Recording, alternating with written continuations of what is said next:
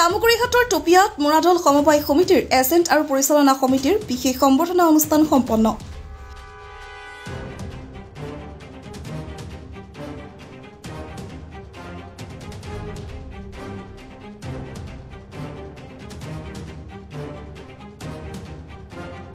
সদৌ অসম সমবায় সমিতি কৰ্মচাৰী সন্থাৰ নৱনিযুক্ত সভাপতি তপন শৰ্মাক উষ্ম সম্বৰ্ধনা জ্ঞাপন।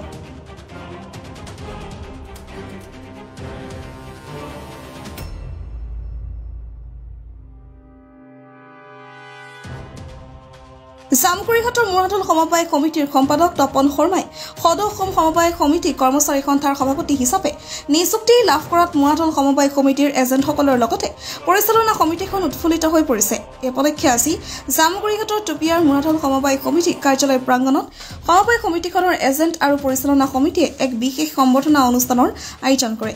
মুৰাদল সমবায় সমিতিৰ স্থায়ী সভাপতি নৰবাহাদুৰ বনিয়াৰ সঞ্চালনাত অনুষ্ঠিত অনুষ্ঠানটিৰ আঁতৰে উপসভাপতি বাসুদেৱ গৌতমে অনুষ্ঠানত অংশগ্ৰহণ কৰি শোণিতপুৰ জিলা বিজেপিৰ উপসভাপতি নিতুমণি বৰা, উত্তৰ নওদৰা মণ্ডল বিজেপিৰ সভাপতি কিশোৰ দাহাল, জিলা পৰিষদ সদস্য ৰেণুকা দেৱী, সাংস্কৃতিক কৰ্মী সঞ্জয় শৰ্মাকে ধৰি গণমান্য ব্যক্তিসকলে সদৌ অসম সমবায় সমিতি কৰ্মচাৰী সন্থাৰ নৱনিযুক্ত সভাপতি তপন শৰ্মাক ফুলাম গামোচাৰে উষ্ম সম্বৰ্ধনা জ্ঞাপন কৰে। অনুষ্ঠানটি সাফল্যমণ্ডিত কৰা অংশগ্ৰহণকাৰী সকলো শ্ৰেণীৰ ৰাইজক সঞ্চালক মণ্ডলীৰ অন্যতম সদস্য খেম নেপালে ধন্যবাদ ও কৃতজ্ঞতা জ্ঞাপন কৰে।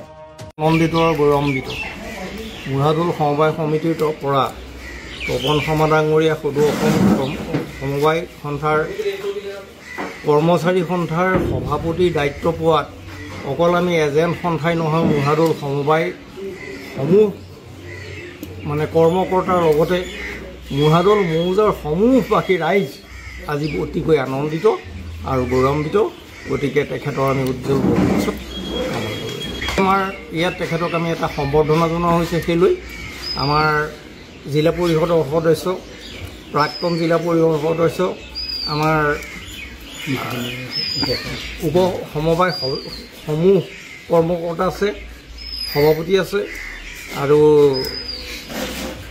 ৰঙাচুকা উচ্চতৰ মাধ্যমিক বিদ্যালয়ৰ প্ৰাক্তন অধ্যক্ষ প্ৰমুখ্যে সকলোৱে তেখেতক আজি